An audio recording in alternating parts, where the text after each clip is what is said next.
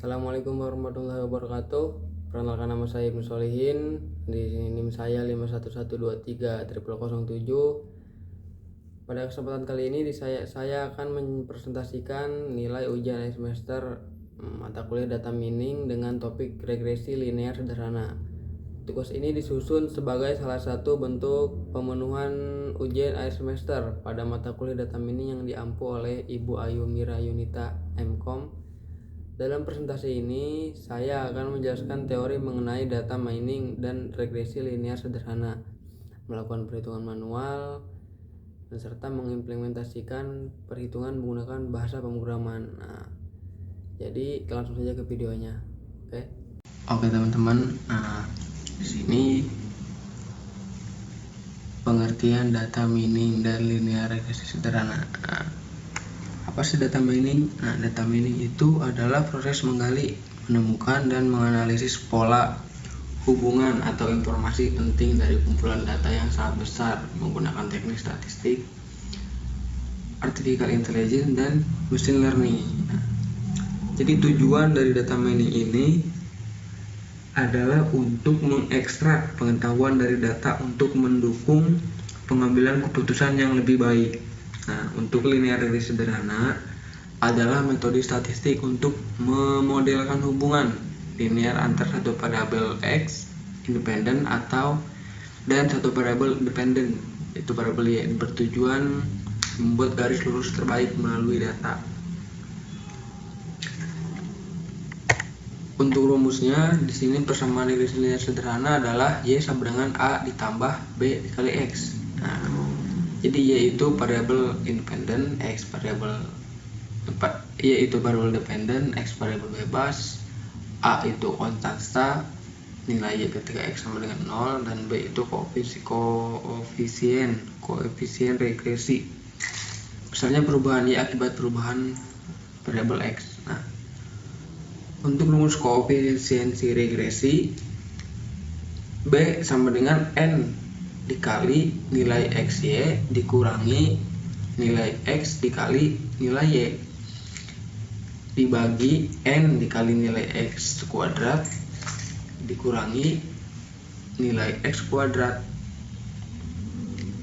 untuk rumus koefisiensi regresi. Dan untuk rumus konstanta A, yaitu A sama dengan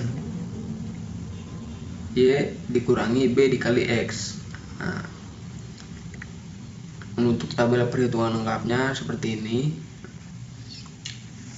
Jadi ada tabel X, Y, dan X kuadrat. Untuk ringkasannya N itu jumlah data, 15 itu. Jadi 1 sampai 15. Untuk sigma X 120 itu perhitungan dari 1 ditambah 2 sampai 15. Dijumlahkan ya. Untuk sigma Y sama dari 50 ditambah 54 sampai seterusnya. Untuk sigma XY itu perkalian antara tabel X dan kolom X dan kolom Y. Jadi 50 dikali 1, 54 dikali 2, itu hasilnya akan menjadi kolom XY. Untuk X kuadrat ya nilai kolom X dikali 2 itu dikuadratkan kolom X ini. Untuk rata-rata, jadi nilai X dibagi jumlah N, jumlah data 15, jadi 120 dibagi 15 jumlah N. Untuk Y,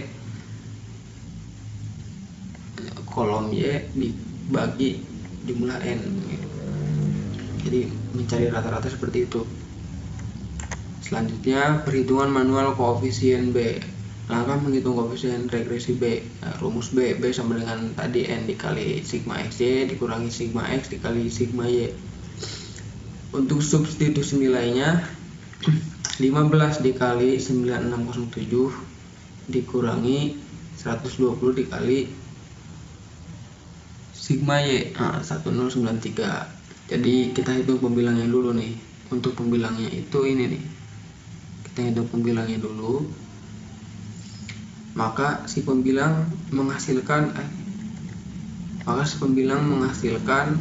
nilai 15 dikali 9607 itu 14,4105 dikurangi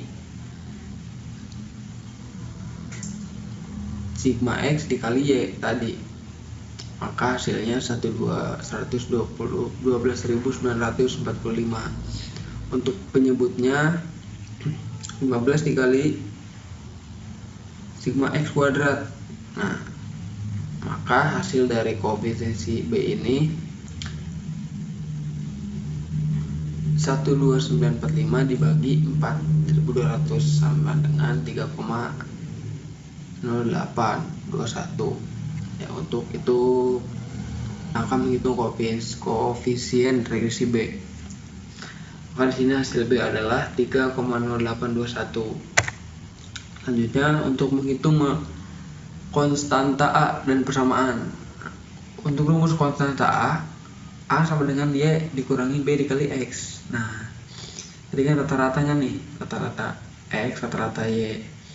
Maka substitusinya A, Y yaitu 72, rata-rata nilai Y itu 72,87 dikurangi hasil dari perhitungan yang B tadi 3,281 dikali X jam belajar. Nah, rata-ratanya 8, maka hasil A adalah 48,2095. Untuk persamaan regresinya di sini 48 Y sama dengan 48,2095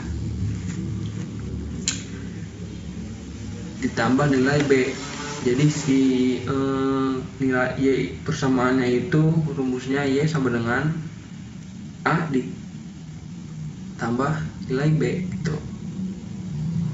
Jadi untuk A itu nilai ujian ketika X sama dengan 0. Untuk B setiap tambah 1 jam belajar maka nilai naiknya itu mendapatkan 3,0821 poin untuk setiap tambahan 1 jam belajar. Nah, untuk modelnya seperti ini. Model prediksi, model Y sama dengan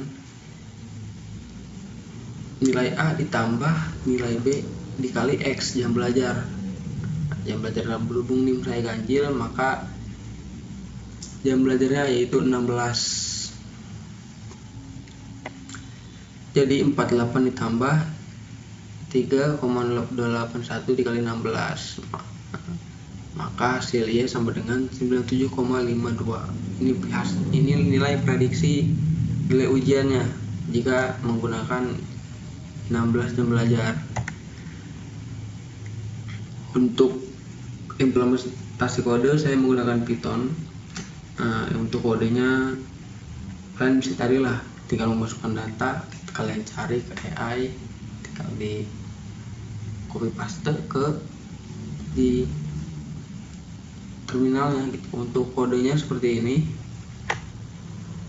untuk kodenya, dan ini untuk hasil running dari kode ini. Untuk selanjutnya grafik. Nah, ini untuk kodenya, ini untuk grafiknya seperti ini ya, dari Teddy.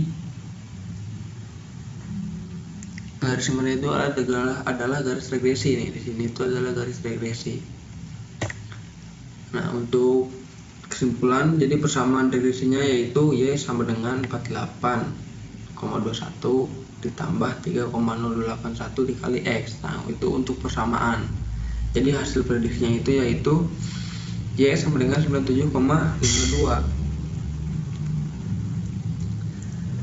Untuk interpretasi persamaan pada konstanta A nilai 48,21 itu, jika siswa tidak belajar sama sekali maka nilai X sama dengan 0.